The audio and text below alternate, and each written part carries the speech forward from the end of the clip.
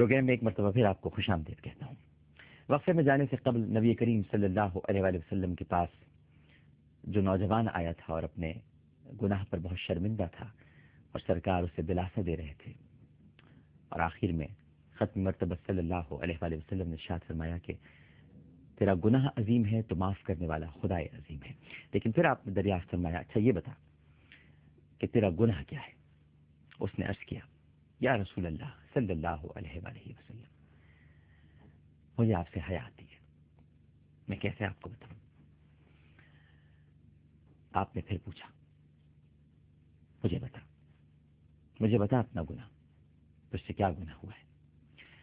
اس شخص نے نظریں جھکا کے آنسو بہاتے ہوئے بارگاہ ختم مرتبہ صلی اللہ علیہ وآلہ وسلم میں عرض کیا، یا رسول اللہ صلی اللہ علیہ وآلہ وسلم، میں کفن چور تھا اور 7 سال تک یہی پیشہ کیا۔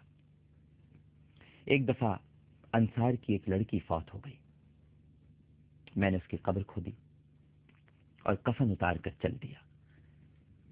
تھوڑی دور گیا تھا کہ شیطان نے مجھ پر غلبہ پا لیا، مجھ پر چھا گیا۔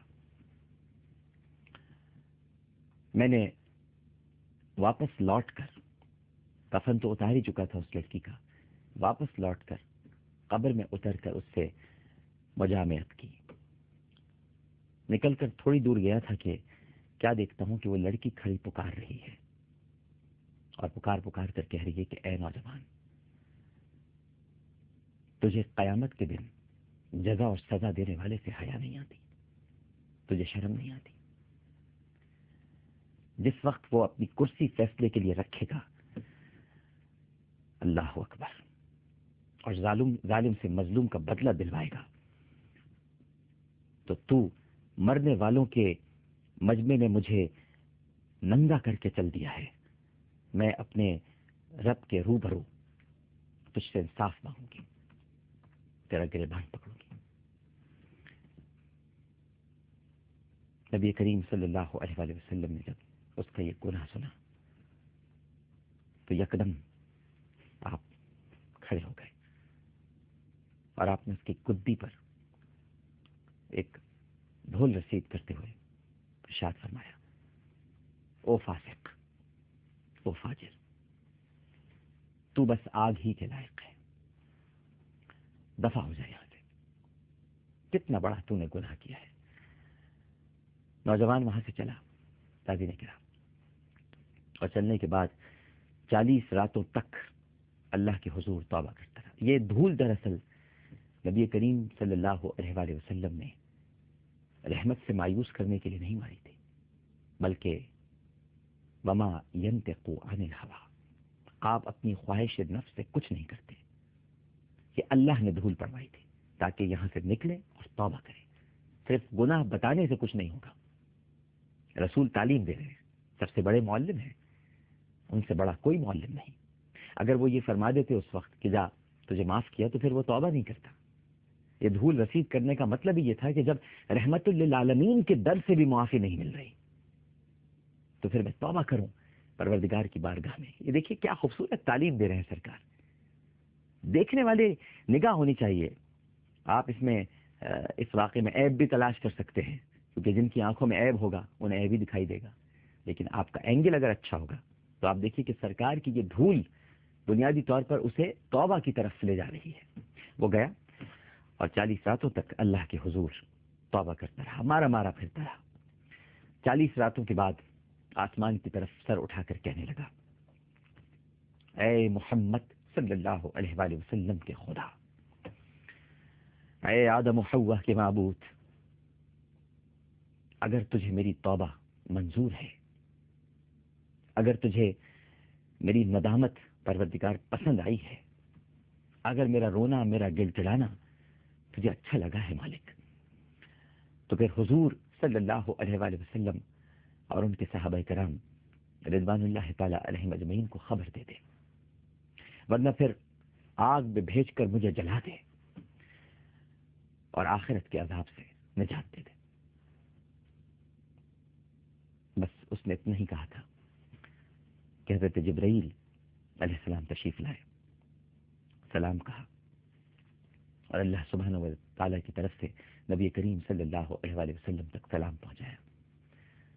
آپ نے فرمایا وہ تو خود سلام ہے، سلام کا مبدا اور منتہا بھی وہی ہے۔ حضرت جبرائیل علیہ السلام نے عرض کیا کہ یا رسول اللہ صلی اللہ علیہ وآلہ وسلم، اللہ تعالیٰ ارشاد فرماتا ہے کہ تمام مخلوقات کو میں نے پیدا فرمایا ہے، میرے ہی کہنے سے کن کی منزل، کن فیکون کی منزل، یہ ساری مخلوقات پیدا ہوئی ہیں۔ مخلوق کو رزق بھی میں دیتا ہوں،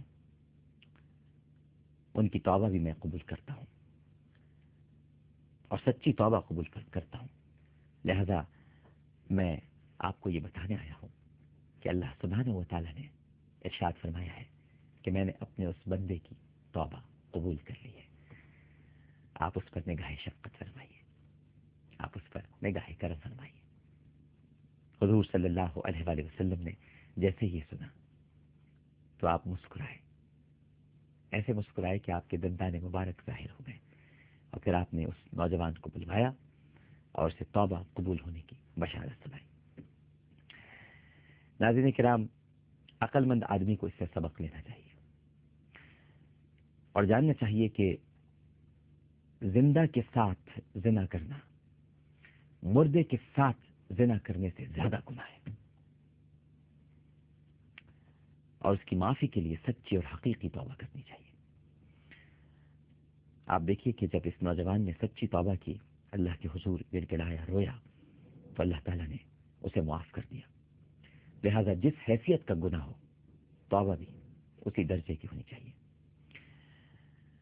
اور نبی کریم صلی اللہ علیہ وآلہ وسلم کی اس دھول کو یاد رکھیے گا، آپ نے کدی پہ دھول جو ماری تھی، اس کا مطلب یہ تھا کہ جا، ابھی مجھ سے مت رحمت مانگ، میں تو ہوں رحمت للعالمین، مجھے تو میرے پروردگار نے رحمت للعالمین بنا کے بھیجا ہے، لیکن اس کی بارگاہ میں تو گڑ گڑا جا کے دیکھ، گڑ گڑا کے دیکھ۔